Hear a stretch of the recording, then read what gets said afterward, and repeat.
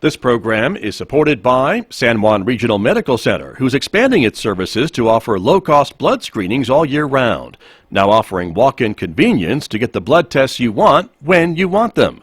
MyLabs, patient-ordered testing, is available in Farmington at the hospital's laboratory and the Outpatient Diagnostic Center on 30th Street. Also in Aztec at San Juan Health Partners Family Medicine at 120 Llanos Street. With nearly 20 tests available, there's an option for everyone. MyLabs, patient-ordered testing, a wellness service of San Juan Regional Medical Center.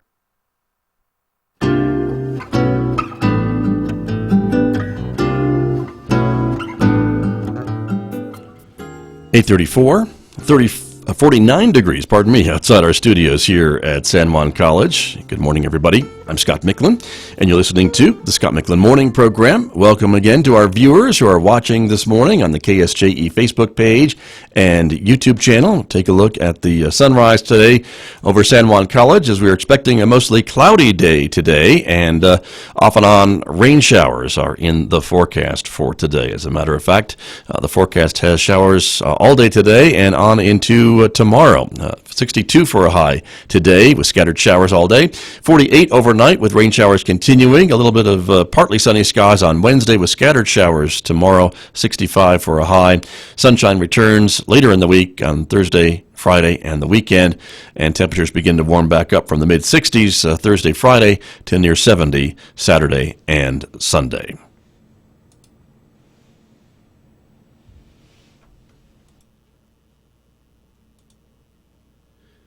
Continuing our political coverage here on KSJE, and joining me now via Skype from his home in Albuquerque is Mick Rich, who is running as a Republican for the U.S. Senate. We've talked several times during the campaign, but Mr. Rich, it's nice to talk to you again. Welcome back to KSJE.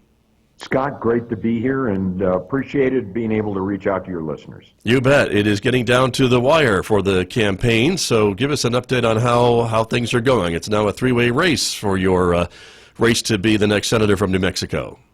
It is. We're excited about the race. We just been around South Central and Southeast New Mexico for the last 4 days. We had great meetings, chats with people around the state, hearing what they're concerned about. Number one is, what I'm hearing is, Scott, that they're concerned is, and we talked about it again, the people in southern New Mexico feel like they've been abandoned by their U.S. Senator, which is pretty much true across our state. That's why I'm running for the U.S. Senate. We're excited about the race. We had a great debate last Friday. Even the Democrats were saying that we won the debate. And Martin Heinrich, I think, is, from what we can tell, is getting concerned because he's agreed to step up and do this second debate. So that next debate will be next Friday, a week from today in the evening. Can't remember what station that's on. I apologize for that, Scott. Well, that's all right. I bet we'll hear about it. I bet people will hear about the station and be able to tune in to see. And do you feel those debates are helpful in kind of showing the differences between all the candidates and how you think on your feet and respond to those questions and things like that? Oh, I think I caught my two opponents by surprise because, number one, not only do I know the issues, but I have personal stories that how I've interacted with New Mexicans across our state about how those issues tie in regarding, for instance, open borders. Martin made it very clear. Martin Heinrich and Gary Johnson are for open borders, sanctuary cities. Even Martin Heinrich stood up and said, Donald Trump should be welcoming those how did he phrase it? Not those immigrants, but those refugees from south of our border. And I'm thinking, that's definitely not my policy. Right. But we certainly have seen a lot of folks that are coming to this country in search of a better life, and it has been part of our immigration policy, I think, to offer that for folks. We just don't really have a way for them to do that in a short amount of time. Is that something you would agree with, that statement? Well, I think that's a fair statement, but also I think that what we have is, and what I share with people is, that our immigrants need to come through our border crossings, not through our open borders. Our country has always been a country that's welcomed immigrants. through our border crossings, whether you're coming in from New York, entering our country in New York or New Orleans or San Francisco, is that you came into port of entry. You came into our country. Now it's just open borders and it's a free flow across the border. And right now our policy is whoever can run the fastest gets here. And that's not a policy. Open borders, sanctuary cities, Scott, is not an immigration policy. That is career politicians shirking their responsibility. But we certainly need some type of maybe new legislation, new laws on the books to deal with this problem. And it's not a new problem. It's been a problem, immigration, and not having a system in place to deal with these folks who want to relocate here. It's been a problem for a long time. Wouldn't you agree? I think so. And that's what's so surprising to me, that when Senator Heinrich first got to Washington, the Democrats not only had control of the House, they had a veto, almost two-thirds majority in the Senate, where they could push through. They had control of the White House. They could have enacted any immigration policy they want.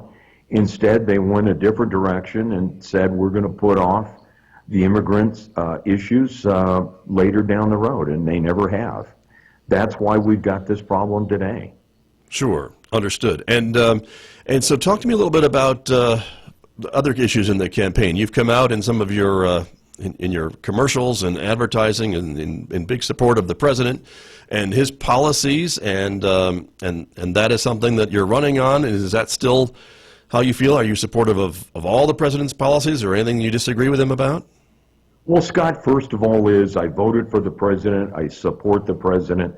I support his policies, which have been great for our state and our country. Prime example is the tax reform and jobs creation bill. I think that is why we finally have started to see an uptick in the economy in New Mexico. I think that's why we're seeing the huge investment in the Permian Basin down in southeast New Mexico.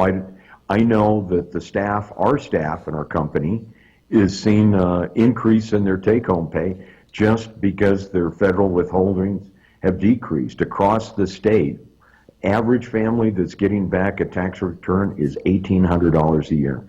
That's huge. My Democratic opponent would like to see that, taken back. He'd like to not only take that back and increases on top of it. I'm not for that. The other one is I support the president's policies for a strong defense, that we need to negotiate from a position of strength. And prime example of that is what's going on in North Korea, that North Korea now, because the president has negotiated from a position of strength, they're no longer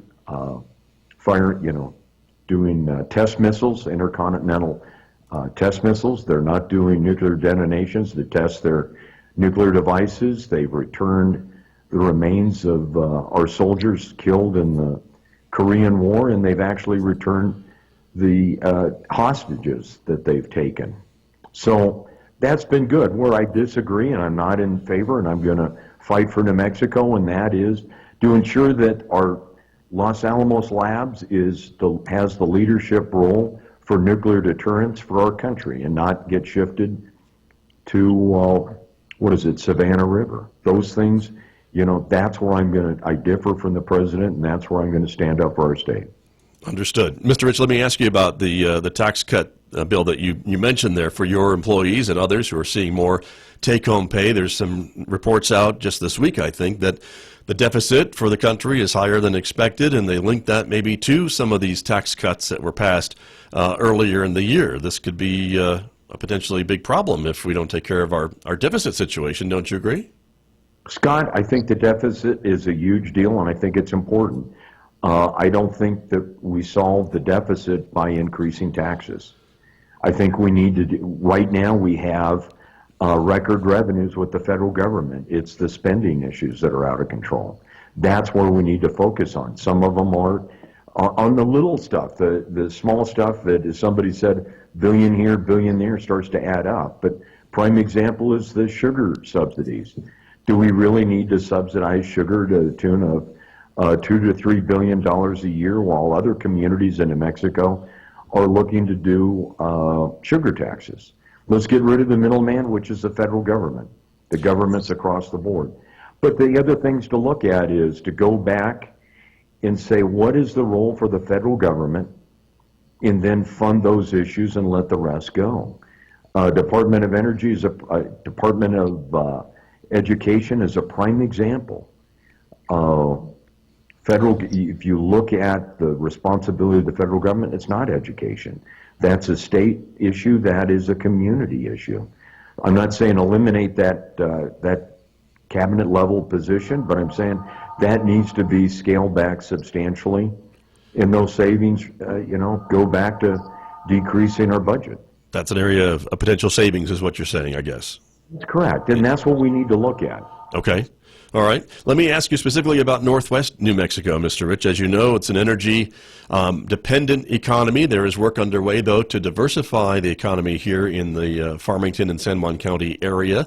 What role maybe could you play from the U.S. Senate to help either protect the industries that are already here or help us attract maybe new diversifying industries that could maybe help us resist some of the booms and busts of the energy industry?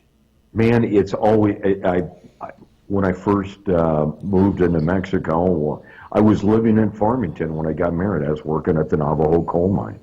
When I was up there for the 4th of July parade, a gentleman called me over. I'm in the parade. I'm working down the line, shaking hands, talking to people in the parade. And the gentleman said, I work at the Navajo coal mine. I'm worried.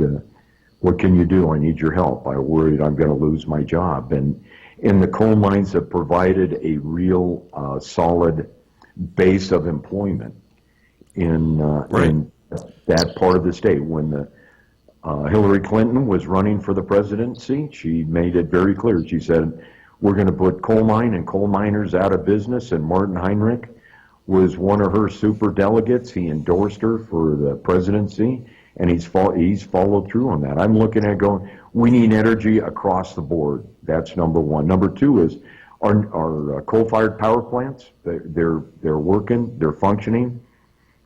They've done the effort to clean up the air around the plants and in the area. It's big improvement. And they provide cost-effective energy. So what we need to do is, and I will do this, is New Mexico's U.S. Senator is be an ambassador for New Mexico and for all New Mexico, and that includes Northwest New Mexico, to say, number one is we have great electrical prices because of our power, and number two is we have great people that are ready to go to work. They're dedicated, they're dedicated to their community, and they're dedicated to their employers. And they're a great workforce. They're ready to go to work. I've worked up there. We've hired people from the Farmington area, and I tell you what, we've been always enjoyed working in Northwest. Sure. But Mr. Rich, it seems like some of the utility companies are saying that coal-fired power generation isn't as cost-effective anymore like it once was, and maybe it's time to move into a different direction. Is there room for some conversations about other types of power generation, maybe still in this area? We've got the transmission lines. Can we put in another natural gas plant or some other thing that we have an abundance of here to help produce the energy that the country needs? Scott, though, I hear what you're saying. I agree with that. You have a lot of natural gas up there.